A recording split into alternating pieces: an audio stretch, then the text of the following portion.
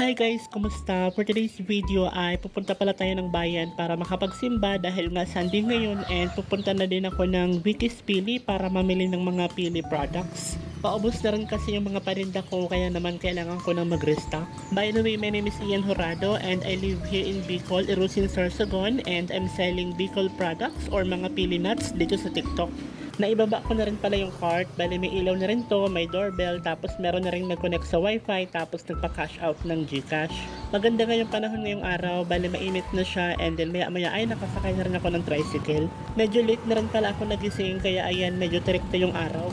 Nag-live selling kasi ako kagabi, and may pumasok din na 2 orders. I hope makapag-join kayo guys sa live ko and makapag-check out ng mga pili products. Hindi pa rin ako makakapag-cash on delivery, kaya yung mga price na makikita nyo sa basket ko ay shipping fee lang yun and yung product payment ay separate po. Hindi na pala ako nakapag-video nung pumunta ako ng simbahan para magsimba kasi sobrang daming tao and late na rin kasi ako. Dito nga sa video ay mayroong alumni parade. And after ko nga makapagsimba ay dumiretso na ako dito sa may shop ng Wikis Pili para mag-restock. Visit nyo lang guys yung shop ko dito sa aking profile and yung product price neto is nakalagay sa product name which is babayaran nyo separately kasi wala pa akong cash on delivery. Sobrang dami nga ng tao dito and meron din na nagmo-multiple order. Medyo siksikan nga siya ngayon and buti na lang yung sa akin ay nagdadala ako ng listahan kung ano yung bibilhin ko. And then after mabalot ay pinayaran ko na rin tapos pupunta naman ako ng Erusin Plaza para mamili ng mga kung ano-ano pa. Bibili kasi ako ng mga ulam na pwedeng itago sa ref like itong chicken, bali nasa 200 pesos din yan, tapos itong hotdog and then bumili din pala ako ulit ng fishball. And then bumili din pala ako sa tindahan na to ng 10 pieces na itlog worth 850 pesos. And ayan, binayaran ko na rin kasama yung hotdog tapos yung chicken and lumipat naman ako sa kabila para bumili nitong munggo tapos popcorn. And then bumili din ako ng all-purpose flour tapos itong margarine para makagawa ng pancake. Bale, gantong margarine nga pala yung binili ko kasi mas mura yung ganito. So after dyan ay pumunta naman ako sa kabilang shop and iniwan ko muna yung mga pinamili ko dito sa may baggage counter and kumuha na rin ako nitong basket para mamili pa ng kailangan pa sa bahay.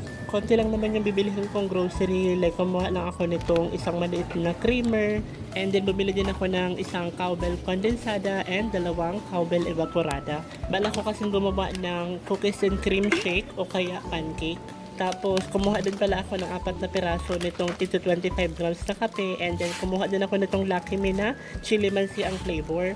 And then bumili din pala ako nitong dingdong na maliliit tapos bumili din ako nitong malaking size ng dingdong na chicheria. And then bumili din ako nitong 2 piraso na sardinas tapos 2 piraso din na tig 1/2 kilo na asukal. And after niya lumapit na ako sa counter para magbayad. And umabot din pala sa 515 pesos yung total nitong grocery na nabili ko. Nag-try din pala ako maghanap ng cookies and cream powder para sa milkshake sa ibang shop kaso walang available. Sarado din kasi yung shop na nagbebenta ng cookies and cream powder doon sa may Erusin Plaza. Kaya umuwi na lang din ako kahit na wala pang nabibiling cookies and cream powder. At dito na nga rin pala yung aking mini vlog.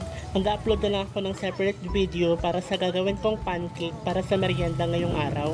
Thank you so much po again sa mga nagsisend ng GCash tuwing live ko and then sa mga nag-check out. Thank you so much po talaga sa suporta nyo and sa mga nanonood naman nitong video, sana nakapag-follow na kayo and na-like nyo na rin. Pa-share nyo rin pala nitong video. Thank you so much po and God bless us all. Bye!